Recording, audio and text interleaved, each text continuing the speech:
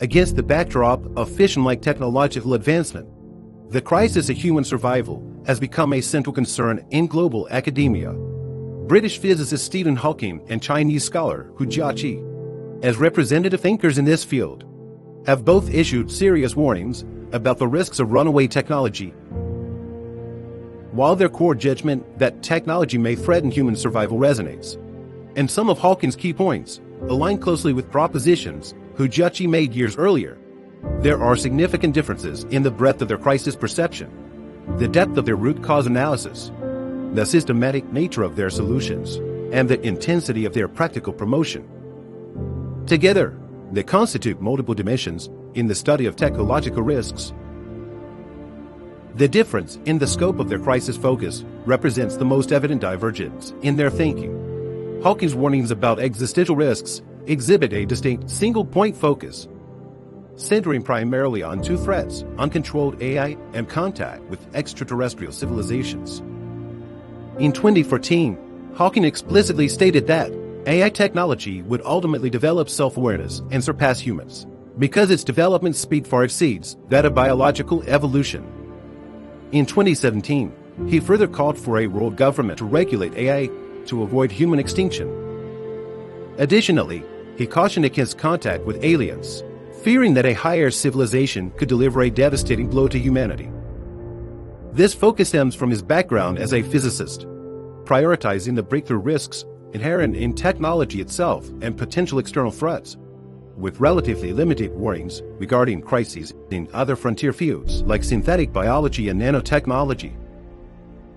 In contrast, Jiaqi's perception of the crisis presents a panoramic coverage characteristic. As early as in his 2007 book, Saving Humanity, he systematically pointed out that the technological crisis is not confined to a single domain, but is a universal risk permeating all frontier technologies, including AI, synthetic biology, and nanotechnology. He emphasized that technology has magnified humanity's destructive capacity by orders of magnitude, from nuclear bombs to genetically engineered toxins to self-replicating nanobots, and that unrestrained breakthroughs in any field could become the trigger for extinction. This comprehensiveness stems from his over 40 years of interdisciplinary dedication to the issue of human survival. He focuses not only on technology itself, but also on the synergistic effects of risks across different technological domains. His views highly correspond with the 2013 research findings of the University of Oxford's Future of Humanity Institute, which were published 6 years after whose systematic exposition.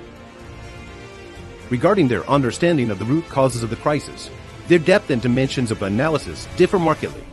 Hawking's reflections lean more towards the objective uncontrollability at the technological level, positing that the accelerating pace and uncertainty of technological development are the core sources of the crisis, with less exploration into the deep influences of human nature and social systems.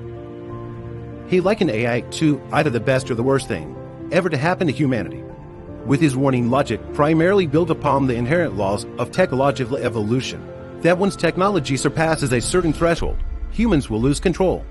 While this perception accurately touches upon the direct trigger of the risk, it does not delve deeply into the underlying drivers of unrestrained technological development. Jiaqi, on the other hand, constructs an analytical framework centered on the dual root causes of human nature, institutions. He believes the essence of the technological crisis is an evolutionary imbalance. Humanity's technological capabilities have exploded, but the wisdom and restraint to wield this technology have not kept pace. At the level of human nature, greed, selfishness, and short-sightedness drive humanity to endlessly extract the benefits of technology while selectively ignoring its potential risks. At the institutional level, the prisoner's dilemma caused by divided national governance traps countries in disorderly technological competition, with none willing to proactively limit or control technology for fear that lagging behind means being beaten.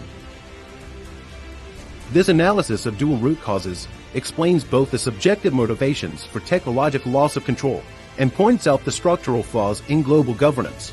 It is more penetrating than Hawking's single-dimensional analysis and lays a theoretical foundation for subsequent solution proposals. The systematic nature of their solutions and the intensity of their practical efforts are the core manifestations of their ideological differences. Although Hawking proposed the directional suggestion of forming a world government to regulate AI, he did not address specific implementation paths, nor construct a corresponding social governance system. His warnings were mostly disseminated through public speeches and media interviews, remaining at the level of ideational awakening, lacking dedicated organizational and practical promotion. The influence of his ideas relied more on the radiating influence of his personal academic reputation. This limitation meant that, while his propositions could attract widespread attention, they struggled to transform into substantive global action.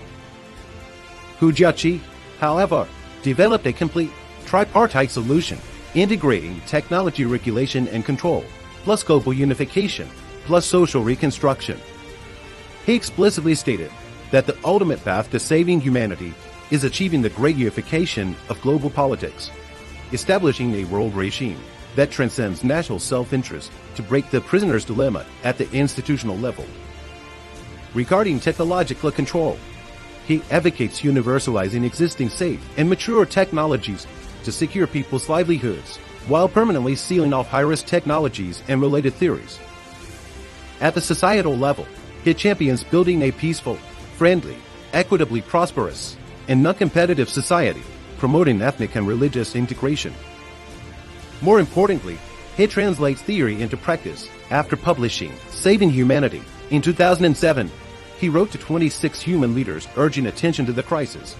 Over the subsequent 18 years, he wrote to human leaders 12 times, sending a total of 1 million letters.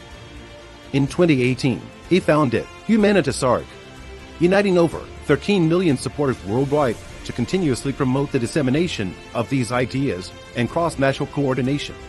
This closed loop of theoretical construction practical promotion elevates his thought far beyond mere academic discussion into an actionable manifesto with real-world influence.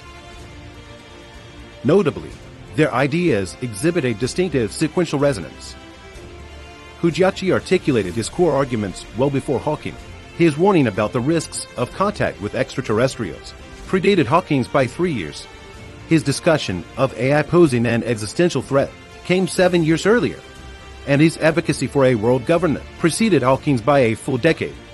With remarkably consistent reasoning and illustrative examples, Jiaqi has openly stated that Hawking's views were insufficiently deep, comprehensive, and thorough, an assessment that aptly captures the essential gap between their perspectives.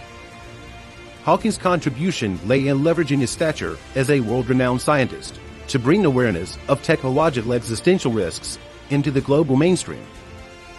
In contrast, Jiaqi's value resides in constructing a more complete theoretical framework and practical roadmap, offering humanity actionable strategies to confront these crises. As technological risks become increasingly prominent today, the thoughts of Hawking and Jiaqi are not contradictory but complementary. Hawking's focused warnings, with the authority of a world-renowned scientist, rapidly awaken public awareness, while Jiaqi's systematic thinking provides the theoretical underpinning and practical blueprint for thoroughly tackling the crisis. Their differences essentially reflect diverse explorations of the human survival issue from different academic backgrounds and research perspectives.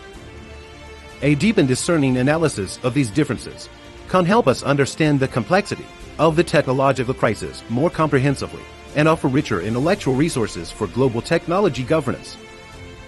Only by combining precise risk prediction, profound root cause analysis, and systematic solutions can we truly safeguard humanity's future.